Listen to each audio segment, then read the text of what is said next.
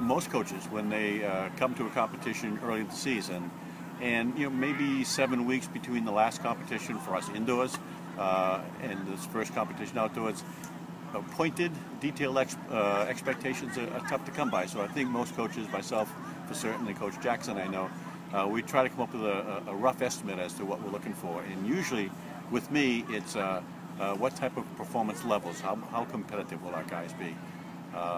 Evaluating today, I'd say I was pleasantly surprised, pleasantly impressed, as might be a better term, because I wasn't exactly setting anything in detail. What impressed me was, regardless of the throws, sprints and hurdles and jumps, after having been off for 6 or 7 weeks in terms of competition, we brought a lot of kids down here, and a lot of them were very, very young. I'd say, without looking at any detailed results, of the 50 guys we brought down here, 40 of them just laid it on the line. I don't think anybody didn't, but some of the younger kids maybe were a little bit nervous, their first college meet outdoors, and for several of them, their first college meet period. So I'm really impressed with 80% of the team really laying it on the line without any reservation, and the other guys having a good reason to have a little bit of reservation.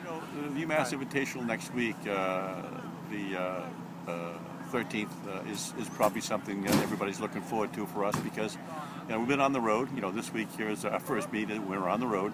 Got a 30-minute ride back, but we have to call it on the road. But the UMass Invitational, I think the kids have been working for since the end of indoor season. Everybody likes to compete with the hometown crowd. We had a tremendous outpouring of alumni and moms and dads here today, so that was a big plus.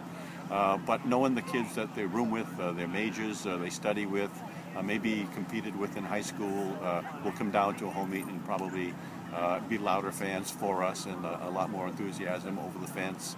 I think they're all looking forward to that, because they know they'll dig down a little bit deeper.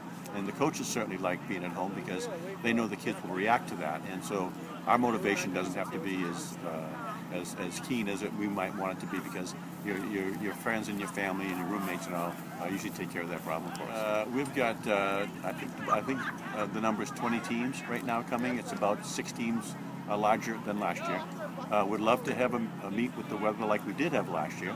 Although today was a very pleasant day for the second half of the races. We've got some real tough teams coming in terms of Division I. Ourselves, we think we're moving up the ladder. We've got Northeastern University. There's several Division II and Division III powerhouses. So everyone's going to have a high level of competition with it as an individual within every event. And I bet the team scores are going to go pounding away, and it's going to also be a very, very close competition. So it's mostly regional, mostly a New England meet, Division I, IIs, and III schools in New England. And these kids know each other from racing each other year after year, and many of them raced each other in high school. So it's one of those meets that's just automatically set up for a great contest, and hopefully the weather provides, and the fans will be enthusiastic either way.